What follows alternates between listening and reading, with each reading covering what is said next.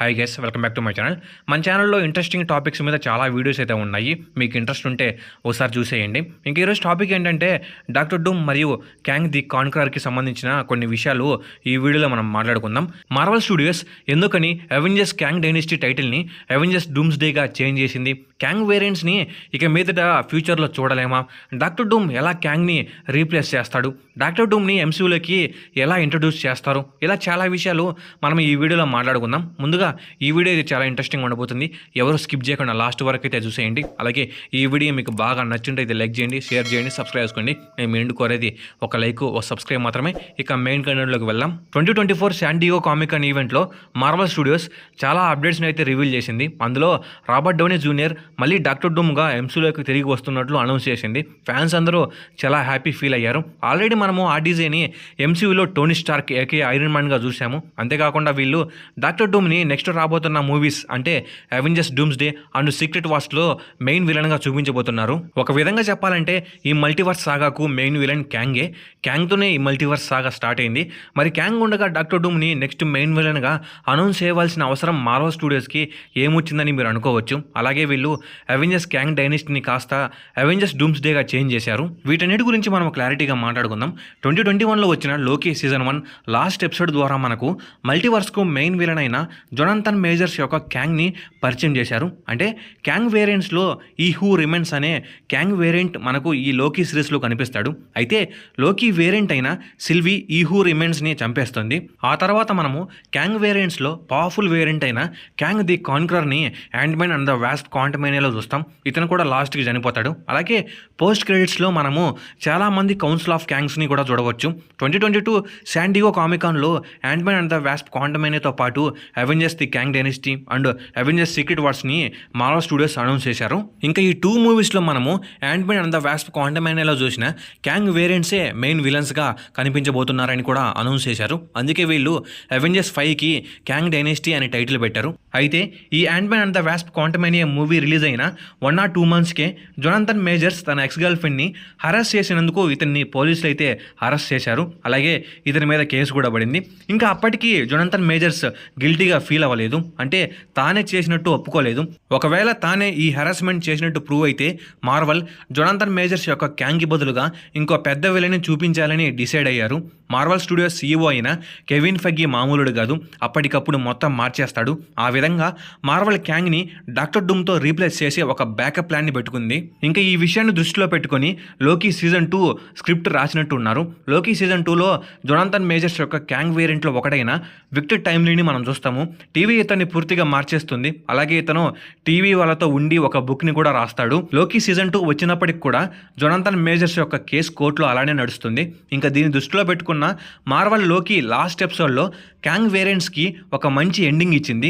ఈ సిరీస్ చివరిలో టెంపోరియల్ లూమ్ని టీవీఏ వాళ్ళు మరియు విక్టర్ టైమ్లీ ఎన్నిసార్లు ఫిక్స్ చేయాలని ట్రై చేసినా కానీ అది చివరికి డెస్ట్రాయ్ అయిపోతుంది. ఇంకప్పుడు పూర్తిగా కొలాప్స్ అయిపోతున్న సీక్రెట్ టైమ్ లైన్స్ని సేవ్ చేయడానికి లోకీ టెంపోరియల్ లూమ్ యొక్క పూర్తి ఎనర్జీని అబ్జర్వ్ చేసుకొని డెస్ట్రాయ్ అయిపోతున్న మల్టీవర్స్కి తనను తాను పూర్తిగా త్యాగం చేసుకుంటాడు. అలా లోకి మల్టీవర్స్ని సేవ్ చేస్తాడు. ఇంకా టీవీఏ ఈ మల్టీవర్స్ ట్రీని క్యాంగ్ వేరియంట్స్ నుండి కాపాడుతూ దొరికిన క్యాంగ్ వేరియంట్ని దొరికినట్టు హంట్ చేస్తూ ఉంటారు. క్యాంగ్ వేరియంట్స్ని టీవీఏ చూసుకుంటుంది. ఇంకా ఈ విధంగా ఎంసీయూ క్యాంగ్ వేరియంట్స్కి ఈ లోకీ సిరీస్తో ఒక మంచి ఎండింగ్ ఇచ్చేశారు. ఒకవేళ జొనాథన్ మేజర్స్ నిర్దోషి అని తేలింటి ఇక్కడ నుండి అతని మెయిన్ స్టోరీని కంటిన్యూ చేసేవాళ్ళు. లాస్ట్ డిసెంబర్లో జొనాథన్ మేజర్స్కి 1 year జైలు శిక్ష పడింది. మార్వెల్ మంచిగానే ప్లాన్ చేసింది. ఈ విధంగా ఎంసీయూలో క్యాంగ్ స్టోరీని ఎండ్ చేసి ఇతని ప్లేస్లో డాక్టర్ డూమ్ని తీసుకొద్దామనేది ఎంసీయూ ప్లాన్. ఈ ప్లాన్ పర్ఫెక్ట్గా వర్కౌట్ అయ్యింది. అందుకే వీళ్ళు అవెంజర్స్ క్యాంగ్ డైనస్టీని కాస్త అవెంజర్స్ డూమ్స్ డేగా చేంజ్ చేశారు. ఇంకా డాక్టర్ డూమ్ ఎలా ఎంసీయూలోకి ఎంట్రీ ఇస్తాడు అనే దాని గురించి మనం క్లియర్గా మాట్లాడుకుందాం. ముందుగా చాలామంది టోనీ స్టార్క్ యొక్క వేరియంటే ఈ డాక్టర్ డూమ్ అని అనుకుంటున్నారు. అది wrong. 2 days back Russo Brothers and Kevin Feige Victor Von Doom Tony యొక్క వేరియంట్ కాదు, ఇతను మెయిన్ ఫ్యాంటాస్టిక్ 4 యూనివర్స్కి చెందిన ఒరిజినల్ డాక్టర్ డూమ్ అని కన్ఫర్మ్ చేశారు. ఈ విధంగా వేరియంట్స్ని మనము ఎంసీయూలో చాలా మందినే చూసాము. లైక్ ఎంసీయూ మెయిన్ యూనివర్స్లో మూన్ నైట్, ఎక్స్మెన్ యూనివర్స్లో Apocalypse, Captain America, Human Torch ఇలా. ఇప్పుడు ఎంసీయూలోకి డాక్టర్ డూమ్ ఎలా ఎంటర్ అవుతాడు అనే దాని గురించి మాట్లాడుకుందాం. ఇంకా కొద్దిసేపు క్యాంగ్ని పక్కన పెట్టేద్దాం. డాక్టర్ డూమ్ ఎంసీయూలోకి ఎలా వస్తాడు అనే క్వశ్చన్స్కి నా దగ్గర 2 థియరీస్ అయితే ఉన్నాయి. అవి నిజం కావచ్చు కాకపోవచ్చు. మనకు ప్రీవియస్ ఫ్యాంటాస్టిక్ ఫోర్ మూవీలో డాక్టర్ డూమ్ని ఇంట్రడ్యూస్ చేశారు, అది మనం చూసాము.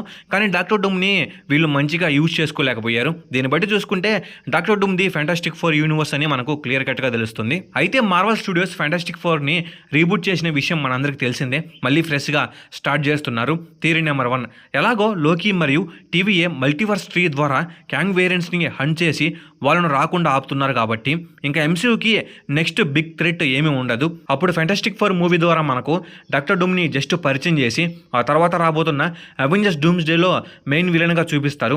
ఐ థింక్ ఈ డూమ్స్డేని ఒక ఇన్ఫినిటీ వార్ మూవీలాగా తీస్తారనుకుంటా. ఇంకా ఎలాగో సీక్రెట్ వార్ స్టోరీ లైన్లో మెయిన్ హస్తం డాక్టర్ డూమ్ది ఉంటుంది కాబట్టి ఇలా డాక్టర్ డూమ్ని మనకు పరిచయం చేసే అవకాశం ఉంటుంది. థియరీ నెంబర్ 2, ఇది థియరీనే కాదు రూమర్ కూడా అనుకోవచ్చు. Fantastic four first steps movie ద్వారా విక్టర్ వాన్ డూమ్ మనకు పరిచయం అయ్యి అతను డాక్టర్ డూమ్ లాగా చేంజ్ అయ్యి ఫ్యాంటాస్టిక్ ఫోర్ మూవీ పోస్ట్ క్రెడిట్స్లో డూమ్ మల్టీవర్స్లో ట్రావెల్ చేసి కౌన్సిల్ ఆఫ్ క్యాంగ్స్ అందరినీ చంపేసి తానే MCUకి నెక్స్ట్ బిగ్ థ్రెట్ అయ్యే అవకాశం ఉంటుంది.